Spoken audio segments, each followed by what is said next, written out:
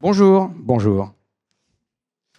Qui s'est déjà senti comme Cassandre? Qui s'est déjà senti comme Cassandre? Petite update sur la mythologie grecque peut-être. Alors Cassandre, très jolie femme, Apollon est amoureux et pour la séduire, il lui donne le don qui consiste à prédire l'avenir. Donc c'est magique, c'est génial, hein. Sauf que comme elle se défile au dernier moment pour la punir, donc elle pourra bien prédire l'avenir, mais il lui jette un sort, personne ne la croira jamais. Donc en fait, Cassandre, c'est celle qui vous dit toutes les galères qui vont arriver, ne faites pas ça, et les gens le font quand même. Qui s'est déjà senti comme Cassandre? Et c'est un peu le lot des experts, hein. Effectivement, la difficulté qu'on a aujourd'hui, c'est que vous faites des métiers où il y a de plus en plus d'expertise, et vous arrivez à un point où au final, vous dépendez en permanence de gens qui en savent moins que vous. Votre patron en sait moins que vous, plutôt pourtant c'est lui qui décide. Votre client en sait moins que vous, pourtant c'est lui qui achète. Ouais. Et la réalité, c'est que si vous, en tant qu'expert, vous n'arrivez pas à faire simple, bah en fait, c'est peut-être pas juste, mais c'est de votre faute.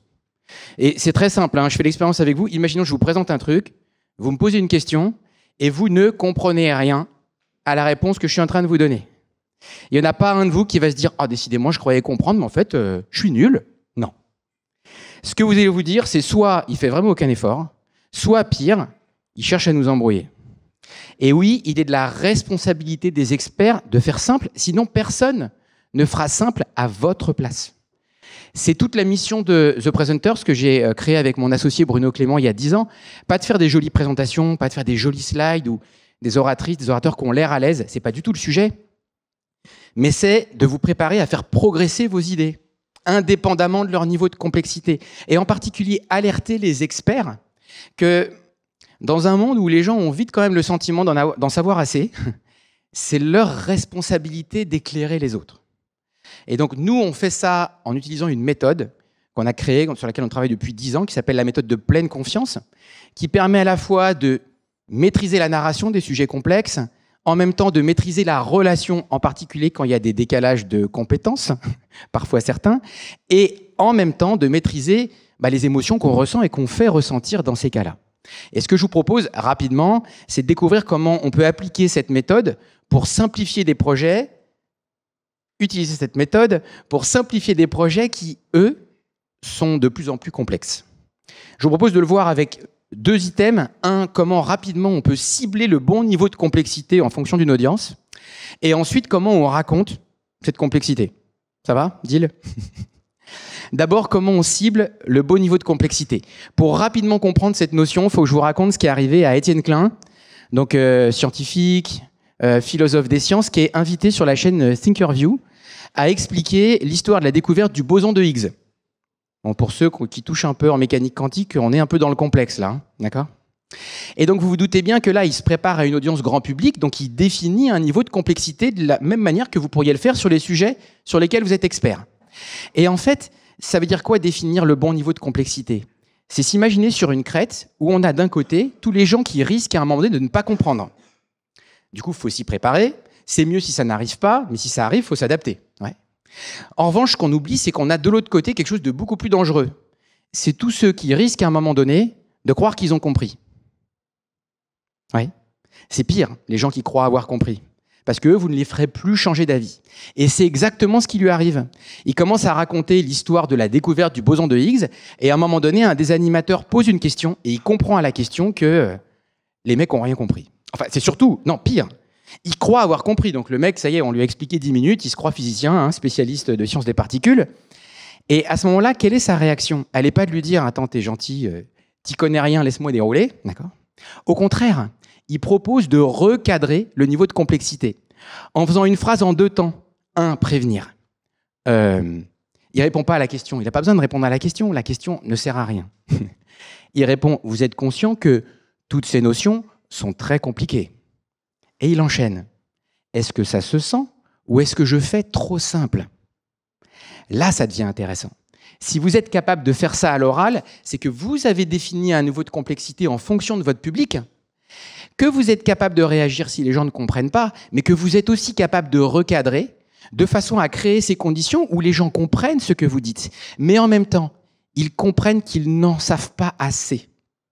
Ça va, ça? Et donc ça, pour l'appliquer chez vous, c'est effectivement une vraie quête. C'est la vraie précaution de l'expert de définir ce juste niveau de complexité. On a 2 outils. Allez, je vous donne des choses très rapides, mais qui peuvent être opérationnelles. Un qui s'appelle le contrat relationnel, l'autre qui s'appelle l'objectif de présence. Le contrat relationnel, c'est un outil où vous allez devoir apprendre à vous poser une question qui est super importante quand on prépare une prise de parole vis-à-vis d'une audience. C'est qu'est-ce qu'ils attendent de vous? Bah oui, ils ne sont pas experts, ils vous appellent, vous êtes expert, qu'est-ce qu'ils veulent faire de cette expertise? Et il n'y a que parce que vous êtes clair sur la question qu'ils se posent et à laquelle vous devez vous préparer à répondre que vous allez être efficace dans votre préparation. Mais attention, s'intéresser à ce qu'attendent les autres, c'est bien, mais il ne faut pas oublier ce que vous attendez d'eux. En fait, une prise de parole en public, elle est là pour changer les gens qui sont venus nous écouter. Vous voulez d'un seul coup qu'ils se mettent à faire des choses qu'ils ne faisaient pas avant, vous n'êtes pas là pour faire un cours. Et donc, une fois que vous avez défini votre objectif, on se rend compte qu'une bonne prise de parole, c'est quoi? C'est une prise de parole qui prend les gens au milieu de leurs attentes et qui les amène vers votre objectif. Et là, on se rend compte, quand on prépare une prise de parole complexe, que ce qui compte, c'est pas la complexité. Ce qui compte, c'est ce que change et va changer cette complexité pour ceux qui vous écoutent. Et maintenant que c'est plus la complexité qui nous intéresse, mais ce qu'elle va changer pour les autres, maintenant, on peut commencer à le raconter. Il y a un autre élément fondamental dans la méthode de pleine confiance, c'est de réaliser que quand vous parlez à quelqu'un d'une idée, alors ça peut être un projet, une offre, ce que vous voulez, les gens en face de vous ne s'intéressent pas à votre idée. Les gens en face de vous s'intéressent à ce que votre idée va changer pour eux. Donc ça ne sert à rien d'essayer de parler pour démontrer que vous avez raison. On n'écoute pas les gens qui ont raison. En revanche, ça devient intéressant de parler pour raconter le changement que votre projet va générer pour eux, parce que c'est à ça qu'il faut les faire adhérer. Et pour ça, il y a une structure en 3 temps qui marche à tous les coups et que je vous partage. Commencez d'abord, pas parler de votre idée, mais par raconter pourquoi il est nécessaire de changer. C'est ce qu'on appelle les enjeux. C'est quoi le risque auquel on fait face? C'est quoi l'opportunité qui s'offre à nous aujourd'hui? Et maintenant que la nécessité de bouger est claire, maintenant vous pouvez parler de concrètement ce que vous pouvez proposer de faire. Et une fois que vous aurez parlé de concrètement ce que vous proposez de faire, vous pourrez conclure avec les conséquences, vos objectifs, les résultats, ce que vous visez. Les objectifs sont toujours les résultats de l'action, pas la raison de l'action. Et ces trois temps-là sont d'autant plus importants pour des gens qui sont experts. Déjà sur la partie enjeu. Parce que vous avez bien compris que l'enjeu, c'est le problème que je veux résoudre, de façon à créer un écrin pour ma solution. Sauf que si vous formulez un problème que les gens connaissent déjà, votre intervention et votre expertise, elle ne sert à rien. Au contraire, en tant qu'expert, ce qu'on attend de vous, c'est un diagnostic original et pertinent de pourquoi il est nécessaire de bouger. En gros, comme je l'ai écrit, si vous voulez être perçu comme des experts de la solution, il faut d'abord être considéré comme des experts du problème. Ensuite, quand vous pensez à l'action, pensez à décrire vos sujets le plus souvent possible. Là, c'est les fameux cas d'usage, on en prépare souvent dans le domaine de l'intelligence artificielle, d'arrêter d'expliquer comment ça marche. Les gens s'en foutent. Ce qu'ils veulent savoir, c'est ce qu'ils vont pouvoir faire avec. Donc, multiplier les cas d'usage, ça, c'est extrêmement puissant. L'autre élément, c'est de développer la capacité à faire des analogies. Alors, il y en a qui naturellement ont ça. Si vous n'avez pas ça naturellement, piquez celle des autres.